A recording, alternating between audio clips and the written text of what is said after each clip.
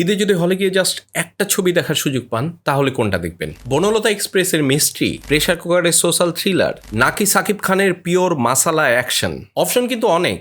এবারের ঈদে মোট 5টা বড় বাজেটের হাইপড বাংলা ছবি রিলিজ পাচ্ছে। আজকে আমরা ট্রেইলার এবং অফিসিয়াল ইনফোগুলো অ্যানালাইসিস করে বোঝার চেষ্টা করব কোন ছবিটা আসলে আপনার টাকা এবং সময়ের জন্য ওয়ার্থ ইট হবে। বাংলাদেশের ঈদ মানেই নতুন জামা, সেমাই আর হলে গিয়ে নতুন ছবি দেখা, কিন্তু সব সিনেমা তো এক ধরনের হয় না। টিকিটের দাম আর সময় এখন দুইটাই মূল্যবান, তাই টাকা খরচ করার আগে একটু জেনে বুঝে সিদ্ধান্ত নেওয়া ভালো। আজকে আমরা তাই কোনো রিভিউ করছি না, একটা প্রি রিলিজ অ্যানালাইসিস করছি। মানে ট্রেইলার দেখে প্রেডিক্ট করার চেষ্টা করব কোন ছবিটা আসলে কেমন হবে। প্রথমে আসি এমন একটা প্রজেক্টে যেটা নিয়ে আমি পার্সোনালি অনেক বেশি কিউরিয়াস, বনলতা এক্সপ্রেস।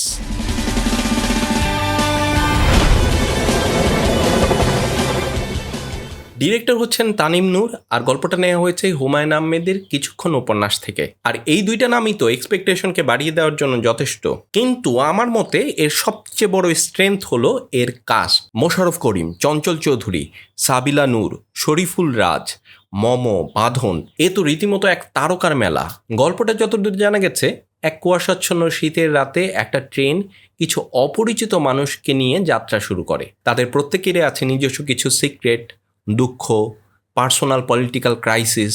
রাত যত বাড়তে থাকে ট্রেনের ভেতরের এই কনফ্লিক্টগুলো আরও চরমে পৌঁছায়। আর ভোরবেলা ট্রেনটা ঠিকই গন্তব্যে পৌঁছায়, কিন্তু ট্রেনের ভেতরের মানুষগুলার জীবন ঠিক আগের মতো থাকে না। ব্যাপারটা অনেকটা এমন যে ট্রেনটা ঠিক তাদের গন্তব্যে না, তাদের জীবনের একটা টার্নিং পয়েন্টের দিকে নিয়ে যাচ্ছে। ট্রেলার দেখে মনে হচ্ছে এখানে মিস্ট্রি, পলিটিক্স আর হিউম্যান ড্রামার এক দারুণ ব্লেন্ডিং আছে। তানিম নূর এমনিতেই তার কাজে একটা সোশ্যাল পলিটিক্যাল আন্ডারটোন রাখতে ভালোবাসেন। তবে আমার কাছে একটা কনসার্ন বা চিন্তার জায়গা হলো এর বিশাল অনসম্বল কাস্ট। মানে এতগুলো চরিত্রকে একটা সিনেমার ভেতরে জায়গা দেয়া কিন্তু বিরাট চ্যালেঞ্জের। সবাইকে সমান স্ক্রিন টাইম দিতে গিয়ে কোনো চরিত্রই হয়তো ঠিকমতো ডেভেলপ না হওয়ার একটা রিস্ক থাকে। আর ট্রেন বেস সিনেমার আরেকটা চ্যালেঞ্জ হলো অনেক সময় এটা দেখতে একঘেয়ে লাগতে পারে, ভিজুয়াল যে ভ্যারাইটিটা আছে সেটা কমে যায়। তবে এই লিমিটেশনটা ডিরেক্টর যদি একটা শক্তিতে পরিণত করতে পারেন তাহলে এই সিনেমাটা অনেক বেশি পাওয়ারফুল একটা সিনেমা হবে। সব মিলে যারা story driven, slow burn drama বা থ্রিলার পছন্দ করেন তাদের জন্য বনলতা এক্সপ্রেস একটা বেস্ট চয়েস হতে পারে। এবার আসি প্রেসার কুকারে, ডিরেক্টর রায়হান রাফি। লিড কাস্টে আছেন শবনম বুবলি, নাজিফা তুষি সহ বেশ কয়েকজন নায়িকা। এটা একটা ওমেন সেন্ট্রিক সোশ্যাল থ্রিলার। নামটা শুনলে কেমন একটা অনুভূতি তৈরি হয়, তাই না?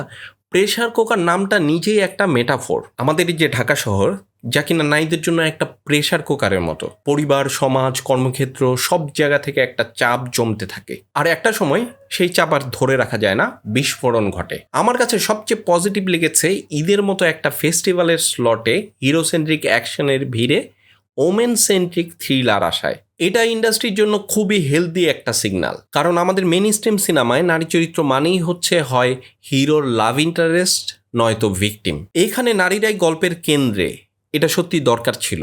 রায়হান রাফির ট্র্যাক রেকর্ড যদি আপনারা দেখেন তাহলে দেখবেন যে তিনি জনরা নিয়ে একটা এক্সপেরিমেন্ট করতে ভালোবাসেন। পোড়ামন 2 হোক কিংবা সুরঙ্গ, তার সিনেমায় একটা ইমোশনাল ইন্টেন্সিটি সবসময় থাকে। তাই এই ছবিটা থেকেও একটা এক্সপেকটেশন রাখা স্বাভাবিক। ট্রেইলারে রাফির যে সিগনেচার মেকিং স্টাইল সেটা খুবই স্পষ্ট।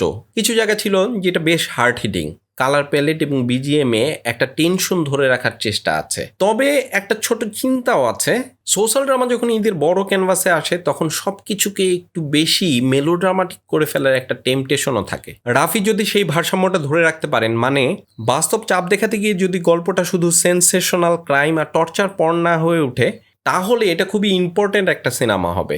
যারা আরবান রিয়ালিটি, সোশ্যাল থ্রিলার এবং নারীদের পার্সপেক্টিভ থেকে গল্প দেখতে চান তাদের জন্য এটা একটা ভালো অপশন হতে পারে। 3 নম্বরে আছে রেদওয়ান রনির দম। অনেক দিন পর বড় পর্দায় ফিরেছেন তিনি, আর সাথে নিয়ে এসছেন চঞ্চল চৌধুরী এবং আফরান নিশুর মতো পাওয়ার হাউস অ্যাক্টরদের। এটা একটা হাই স্টেক সার্ভাইভাল ড্রামা। গল্পটা এমন যে কিছু চরিত্র একটা ভয়ঙ্কর পরিস্থিতির মধ্যে আটকা পড়ে, যেখানে তাদের আক্ষরিক অর্থেই দম বন্ধ হয়ে যাবার উপক্রম হয়। সেই কনফ্লিক্ট থেকে বের হয়ে আসার স্ট্রাগলটাই হচ্ছে মূল গল্প।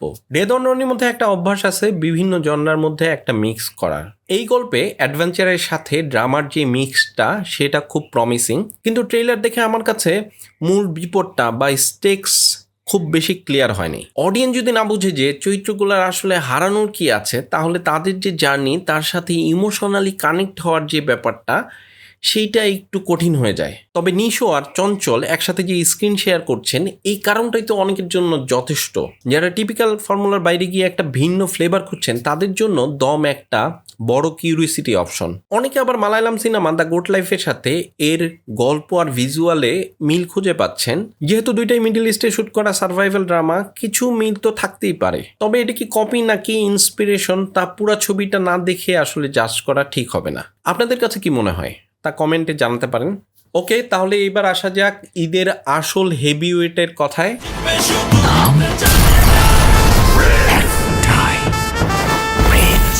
বক্স অফিসের সবচেয়ে বড় প্লেয়ার সাকিব খানের প্রিন্স, সাথে আছেন তাসনিয়া ফারিন, আর ডিরেক্ট করেছেন আবু হায়াত মাহমুদ। ট্রেলার দেখে বোঝা যাচ্ছে এটা একটা বিশাল বাজেটের মাস অ্যাকশন এন্টারটেইনার। দুর্নীতি, প্রতিশোধ আর গ্যাংস্টার ওয়ার্ল্ড সব মিলিয়ে একটা টিপিক্যাল মাসালা সেটআপ, যেখানে সাকিব খানকে দেখা যাবে একজন পাওয়ারফুল চরিত্রে, যে কিনা গোটা একটা সিস্টেমের বিরুদ্ধে একাই লড়াই করে। দেখুন, আমরা জানি যে সাকিব খান মানেই হচ্ছে একটা আলাদা উন্মাদনা। প্রিন্সের যে ট্রেলার, সেটা দেখে আমার মনে হয়েছে এটা একটা সাউথ ইন্ডিয়ান স্টাইলের ফর্মুলা ছবি। গল্পে হয়তো নতুনত্ব খুব একটা নাই, সেই একই রিভেঞ্জ ড্রামা। তবে আমাদের এটাও স্বীকার করতে হবে যে এই ধরনের সিনেমার একটা ভালো ডিমান্ড আছে। অডিয়েন্স টিকিট কেটে এই ধরনের সিনেমা দেখে বলেই ইন্ডাস্ট্রি এখন টিকে আছে। তবে আমার পার্সোনাল মতামত হলো, আমি ইন্ডাস্ট্রিতে আরো ডাইভার্স গল্প দেখতে চাই। শুধুমাত্র ফর্মুলা ফলো না করে মেকিং এ যদি আরো একটু নতুনত্ব আনা যেত, তাহলে আরো ভালো হতো। কিন্তু দিন শেষে সাকিবিয়ানদের জন্য এটা ঈদের সবচেয়ে বড় গিফট। যারা পিওর মাসালা অ্যাকশন, সাকিব খানের স্টার পাওয়ার আর লার্জার দেন লাইফ সিনেমা পছন্দ করেন, তাদের জন্য প্রিন্স হবে 1 number choice. Last but not the least, Siam Ahmed আর সুস্মিতার রাক্ষস।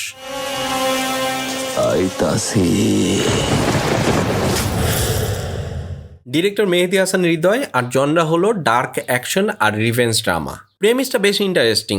চাইল্ডহুড ট্রমা আর বিট্রিয়াল কিভাবে একজন সাধারণ ভালো মানুষকে একটা রাক্ষস বা মনস্টারে পরিণত করে, এটাই হলো গল্প। সিয়ামকে এখানে বেশ ভায়োলেন্ট আর একটা ডার্ক চরিত্রে দেখা যাবে। অভিনেতা হিসেবে নিজেকে তিনি যে ভাঙার চেষ্টা করছেন, সেটা অবশ্যই প্রশংসার যোগ্য। ট্রেলারের যে ভিজুয়াল টোন আর ব্রুটালিটি দেখে মনে হচ্ছে এটা খুব হার্ড হিটিং একটা সিনেমা হবে। মানে কোপ শুরু, এই ট্যাগলাইনটাই তো সবকিছু বলে দিচ্ছে, তাই না? এন্টি হিরোর যে কনসেপ্ট আছে, মানে যেখানে হিরো এবং ভিলেন যে বাউন্ডারিটা সেটা ব্লার হয়ে যায়, এই ধরনের চরিত্র আমার খুব পছন্দের। কিন্তু এই সিনেমার মধ্যেও আমার সেই একই কনসার্ন রয়ে গেছে, সাউথ ইন্ডিয়ান সিনেমার যে ফর্মুলা ভার্সেস আমাদের যে নিজস্ব আইডেন্টিটি তার। সিয়াম দুর্দান্ত অভিনেতা, কিন্তু এই ধরনের লার্জার দেন লাইফ চরিত্রে তাকে কেমন মানাবে, সেইটা আসলে পুরা সিনেমাটা না দেখলে বোঝা যাবে না। আমি পার্সোনালি এই সিনেমাটা নিয়ে খুব বেশি হাইপড না। তবে আমি জানি যে হার্ড হিটিং আর ডার্ক অ্যাকশনের একটা নিজস্ব অডিয়েন্স আছে।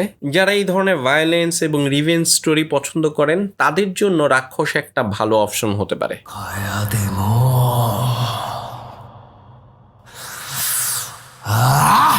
তো ফাইনাল ভার্ডিক্ট কি? এবার ঈদে হলে গেলে কোনটা আগে দেখবেন? দেখুন, আপনার পকেটে যদি জাস্ট একটা সিনেমার টিকিট কাটার বাজেট থাকে, আর আপনি যদি আমার মতো স্টোরি ড্রিভেন ভালো অ্যাক্টিংয়ের সিনেমা দেখতে পছন্দ করেন, তাহলে আমার পিক হবে বনলতা এক্সপ্রেস। অথবা যদি আরবান রিয়েলিটি চান, তাহলে প্রেসার কুকার। আর যদি দুইটা সিনেমা দেখার প্ল্যান থাকে, তাহলে আমি বলবো একটা ব্যালেন্স কম্বো ট্রাই করেন। একটা স্টোরি হেভি সিনেমা নেন, যেমন বনলতা সেন কিংবা দম, আর সাথে একটা সোশ্যাল থ্রিলার বা পিওর মাসালা সিনেমা নেন, যেমন কিনা প্রেসার কুকার কিংবা প্রিন্স। তাহলে দু ধরনের স্বাদই আপনারা পাবেন। আর হ্যাঁ, একটা জরুরি কথা, আমরা আমাদের সিনেমার ইন্ডাস্ট্রি নিয়ে অনেক সমালোচনা করি, তাই না? কিন্তু দিন শেষে অডিয়েন্সরা যে ধরনের টিকিট কেটে ভোট দেয়, প্রডিউসাররা কিন্তু সেই ধরনের সিনেমাই ভবিষ্যতে বানায়। তার মানে আপনার কিনা প্রতিটা টিকিট শুধুমাত্র যে একটা সিনেমা দেখা তাই না, এটা একটা ভোট। আপনি কোন ধরনের গল্পকে পছন্দ করছেন তার পক্ষে একটা জোরালো মতামত। তো আপনি আপনার ভোট দিবেন, বুঝে শুনে দিবেন। তো এই ছিল আমার প্রি রিলিজ অ্যানালাইসিস। এখন আপনারা আসলে আমাকে কমেন্ট করে জানান, এই ঈদে আপনি কোন সিনেমাটা দেখতে যাচ্ছেন। ভিডিওটা যদি আপনাদের ভালো লেগে থাকে, তাহলে লাইক করতে ভুলবেন না। ঈদের পরপরই এই ছবিগুলোর ফুল রিভিউ নিয়ে আপনাদের সামনে হাজির হব, তাই চ্যানেলটাকে সাবস্ক্রাইব করে বেল আইকনটা প্রেস করে রাখুন। দেখা হবে পরের ভিডিওতে। ততক্ষণ পর্যন্ত ভালো থাকুন, সিনেমার সঙ্গে থাকুন, আর ঈদ মোবারক।